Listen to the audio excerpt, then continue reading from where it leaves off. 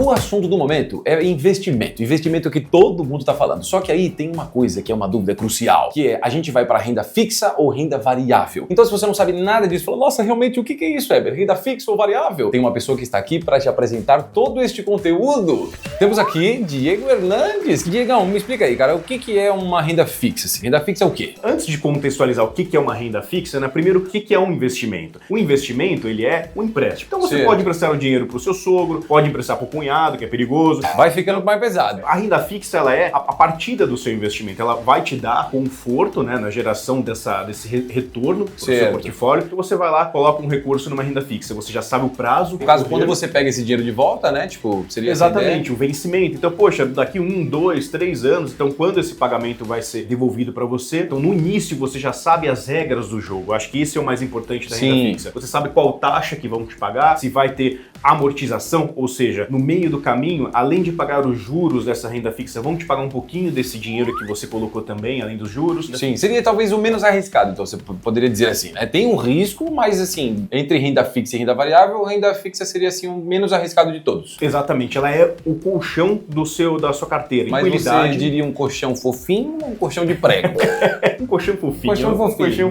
Fechou. Agora, por exemplo, se a gente for pensar em renda variável, então seria uma parada mais arriscada. Então, sim, exatamente. A renda variável é um empréstimo já com risco um pouco mais elevado e como esse risco ele é mais elevado, entende-se que o retorno precisa ser mais elevado, mas não é garantido. Se o retorno da renda variável fosse mais elevado, garantido, ela não seria de alto risco. A renda variável basicamente são ações, fundos imobiliários. Então você compra um pedacinho de uma empresa, você não tem definido quanto você vai receber ao longo do tempo. Você vai receber de acordo com a performance dessa empresa. Se a empresa vai bem, eu vou bem também. Se a empresa vai mal, eu também me lasquei. Seria basicamente isso. Exatamente. Então a possibilidade de ganho, ela é muito maior do que a renda fixa que você já sabe naquele início. Mas cada um tem uma função diferente para o portfólio. Então o ideal seria você saber que tipo de perfil de investidor você tem para você, de repente, saber qual dos dois você vai fazer. Falando nisso, a gente já fez um vídeo falando sobre perfil do investidor, que é o começo de tudo. Antes de você começar a pensar em investir qualquer dinheiro, seja R$1, é legal de você saber o seu perfil de investidor. Então clicando no card, eu nunca lembro se tá aqui ou tá aqui. O card tá em algum lugar. Clicando no card aqui ou na descrição, tem esse primeiro vídeo, tá? Perfil do investidor. Dá uma assistida lá pra você entender o que é isso, pra depois você pensar em renda fixa e renda variável. Ô, Diego, deixa eu te perguntar. Entre os dois, vai. Renda fixa e variável, o que é melhor, o que é pior? Ou não tem?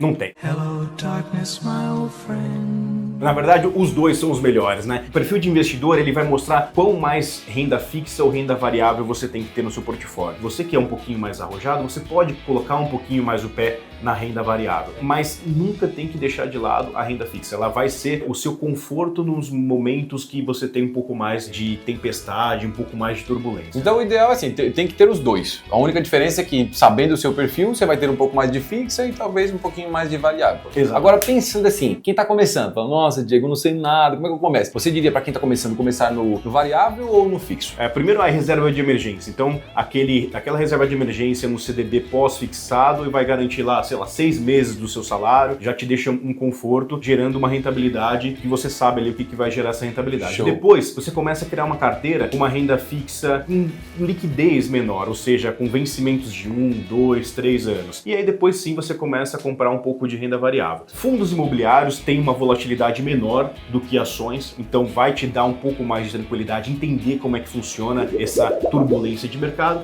para depois sim você comprar alguma ação. Comprar alguma ação com pouco valor, a gente costuma comprar o que a gente chama de ETF. Basicamente ele é um fundo, né? Ele que tem uma composição de diversas ações dentro. Comprando um fundo, você já compra todas as ações. Ah, pega um bloco, assim, um pacote de várias coisas meio que numa só. Exatamente. Por exemplo, o BOVA11, ele é um ETF que ele replica o índice Bovespa como um todo. Então você tem todo o índice Bovespa sendo replicado no preço desse fundo. Então, comprando BOVA11, você não precisa comprar 1, 2, 3, 90 ações. Você compra uma ação, você já tem... Ele meio que já distribui. Exatamente. Então você vai começando a sentir. Depois sim, você vai entendendo quais ações são mais perenes, que tem um pagamento de dividendo mais interessante, ou quais ações têm um pouquinho mais de apetite ao risco, que seriam as small caps. Então você vai se aprofundando um pouco mais, entendendo, e assim você começa a crescer o seu portfólio e ter um portfólio satisfatório, né? Não começar já com aquela volatilidade maluca e depois desistir. E você acha que alguém poderia ter, tipo, sei lá, a pessoa, pensando em ter os dois, né, variável e fixa, mas você acha que alguma pessoa que vai investir poderia só trabalhar com renda fixa, por exemplo? Variável acho que é loucura, então, se a pessoa for só isso, ela é louca, mas, por exemplo, só no renda fixa, daria pra alguém investir só nesse lado, ou você acha que, não, sempre é ideal os dois? Não, eu acho que o momento que a gente está em preservação de patrimônio, então aquela pessoa que é aposentada, já trabalhou, já guardou, fez a lição de casa, né, passou por todas Já as fases. fez sua missão, já tá garantido. Exatamente. Qual que é a função dela? Dormir tranquila. É isso. Então, a renda fixa que vai dar esse conforto e deixar a pessoa dormir tranquila. Então, no Brasil, as nossas taxas de juros são bem atrativas, né? Top. O mundo inteiro investe aqui. A própria renda fixa consegue gerar uma independência financeira, consegue